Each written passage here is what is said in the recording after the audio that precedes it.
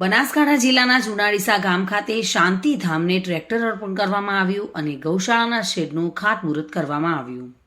વિદેશમાં વસતા મેવાડા પરિવારે ફરી વતનનું ઋણ અદા કર્યું છે.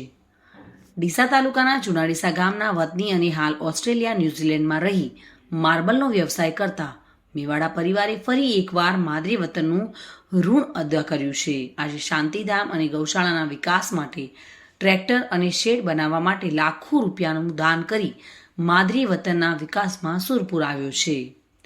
બનાસકાંઠા જિલ્લાના અનેક લોકો અત્યારે વ્યવસાય અર્થે દેશ વિદેશમાં સ્થાયી થયા છે, પરંતુ તેમના દિલમાં આજે પણ વતનની યાદો હંમેશા તરોતાજી રહે છે અને પોતાના ગામ અને માદરે વતનના વિકાસમાં સહભાગી થવા ઉદાર હૈયે દાનની સરવાણી વહાવે છે. ત્યારે ડીસા તાલુકાના જુનાડીસા ગામના વતની મનહર ઉર્ફે બબલુભાઈ શંકરલાલ મેવાડા પણ વર્ષોથી ધંધારથી ઓસ્ટ્રેલિયા અને ન્યૂઝીલેન્ડમાં સ્થાયી થયા છે. હાલ તેઓ માર્બલનો વ્યવસાય કરી આર્થિક રીતે સમૃદ્ધ બન્યા છે. ત્યારે તેમના માદરે વતનના વિકાસ માટે આજે તેઓએ લાખો રૂપિયાનું દાન કર્યું છે. ગામના અદ્યતન શાંતિધામ અને રાધેકૃષ્ણ ગૌશાળાના વિકાસ માટે તેઓએ એક ટ્રેક્ટર અર્પણ કર્યું છે અને શેડ બનાવવા માટે પણ લાખો રૂપિયાનું દાન કર્યું છે. આજે રાધેકૃષ્ણ ગૌશાળામાં તેમના હસ્તે નવીન શેડ બનાવવાનું ખાતમુહૂર્ત કરાયું હતું.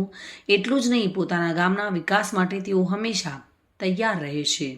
આ પ્રસંગે જુનાડીસા ગામના આગેવાનો, યુવાનો, ગૌશાળા અને શાંતિધામના સંચાલકો મોટી સંખ્યામાં ઉપસ્થિત રહી દાતાનો આભાર વ્યક્ત કર્યો હતો. વિપુલ મંડોરા સાથે bureau report, today Gujarati news.